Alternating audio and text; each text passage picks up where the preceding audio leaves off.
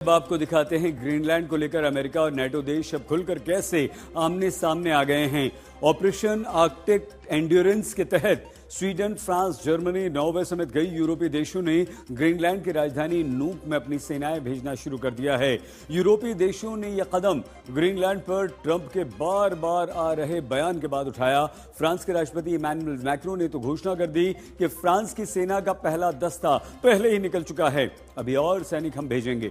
Trump की धमकियों के आगे न तो ग्रीनलैंड झुकने को तैयार है और न ही डेनमार्क। आइए आपको दिखाएं अब ग्रीनलैंड के लिए ट्रंप का आगे प्लान क्या है।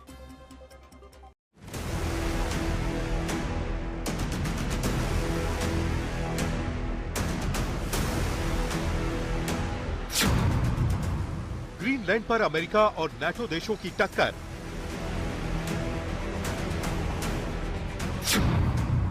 डोनाल्ड ट्रंप ने ग्रीनलैंड पर कब्जे का पूरा प्लान बनाया।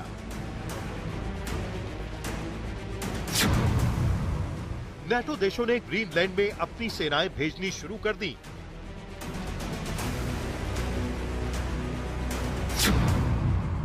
डोनाल्ड ट्रंप ग्रीनलैंड लेने पर अड़े, यूरोप ने एकजुटता दिखाई।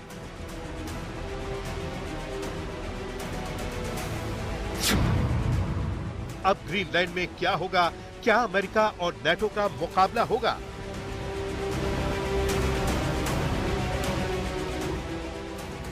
यह है वो ग्रीनलैंड जिस पर डोनाल्ड ट्रंप कब्जा करने का ख्वाब देख रहे हैं।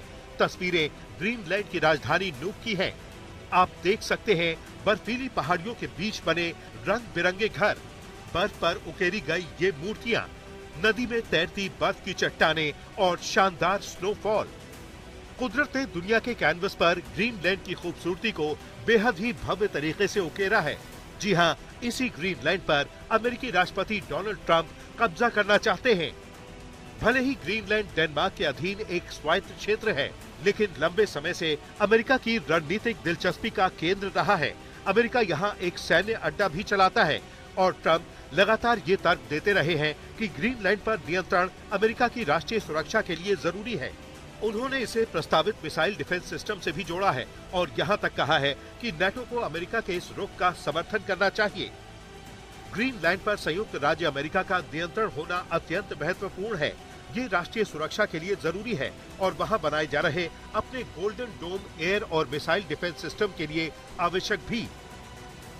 लेकिन डेनमार्क ने ट्रंप के इन दावों को सख्ती से खारिज किया है।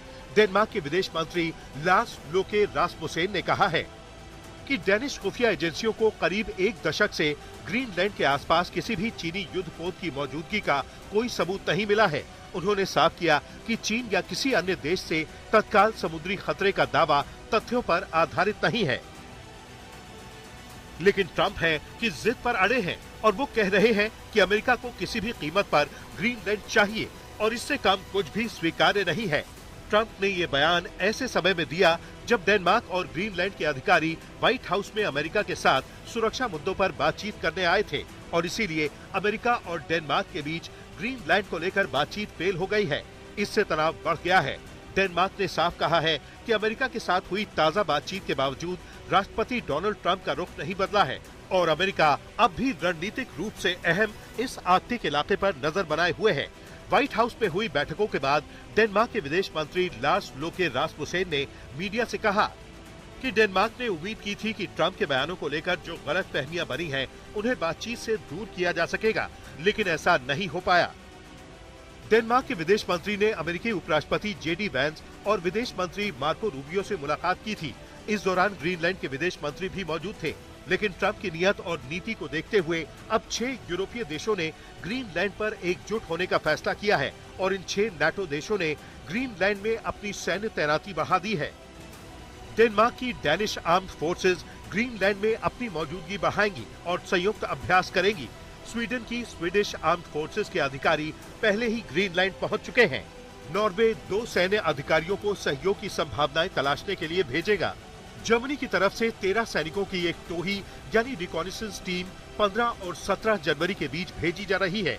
डेनमार्क के अनुरोध पर फ्रांस भी संयुक्त अभ्यास में हिस्सा ले रहा है।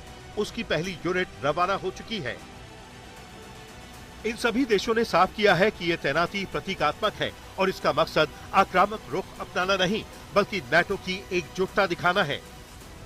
और ये तस्वीरें डेनमार्क की राजधानी कोपेनहेगन की हैं। यहाँ ग्रीनलैंड को लेकर अमेरिका का विरोध किया जा रहा है। डोनाल्ड ट्रंप के ग्रीनलैंड पर अपना कब्जा वाली नियत के पीछे एक और बड़ी वजह है, वो ये कि डेनमार्क और ग्रीनलैंड के भूवैज्ञानिक सर्वेक्षण की ओर से 2023 के मध्य में प्रकाशित एक रिपोर्ट में कहा गया है, यहाँ का 4 लाख वर्ग किलोमीटर का जो इलाका बर्फ से ढका नहीं है, उसमें 38 खनिजों के हल्के या भारी भंडार हैं। ये सभी आवश्यक मटेरियल की यूरोपीय लिस्ट में शामिल हैं। यहाँ कॉपर, ग्रेफाइट, नियोबियम, टाइटेनियम और रोडियम के बड़े भंडार तो है ही, साथ ही रेयर अर्थ खनिज का भी अच्छा खासा डिपॉजिट है। नियोडीमियम और प्रेसियोडीमियम में खास चुंबकीय गुण होते हैं जो उन्हें इलेक्ट्रिक वाहनों और पवन ऊर्जा उत्पादन के लिए जरूरी टरबाइन के निर्माण में काम आते हैं।